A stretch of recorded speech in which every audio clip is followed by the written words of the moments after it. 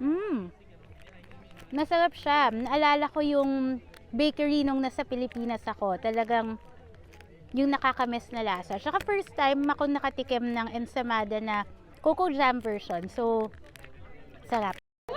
Ang sarap naman! Nanginginig pa sa sarap. Bago to ah. Natikman nga. Oh. Nakakamiss para Pilipinas. Sarap. Tsaka kakaibang flavor. Lasang-lasa yung coco jam. It's been a while. Napakasarap. Ensaymada. Coco jam. Wow! Namiss ko ang Pilipinas dahil dito sa tinapay na to.